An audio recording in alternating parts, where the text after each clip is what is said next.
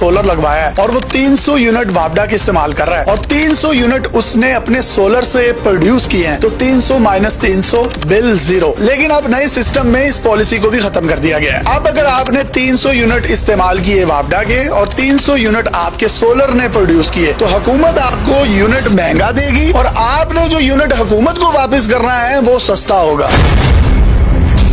इस वक्त पाकिस्तान में 4,66,000 सोलर सार्फिन हैं जिन्होंने हुकूमत के साथ नेट मीटरिंग का मुआहदा कर रखा है। यानी ये 4,66,000 वो सोलर सार्फिन हैं जो हुकूमत को बिजली बना कर देते हैं। और एक अंदाजे के मुताबिक ये सोलर सार्फिन 3200 मेगावाट बिजली, जिसकी कीमत $3 अरब बनती है, ये सार्फिन हुकूमत की $3 अरब की बचत कर रहे हैं। लेकिन बजाय इनको रिलीफ देने के हुकूमत इन पर टैक्सेस भी लगा रही है और इनसे भारी भरकम बिजली के बिल भी वसूल कर रही है।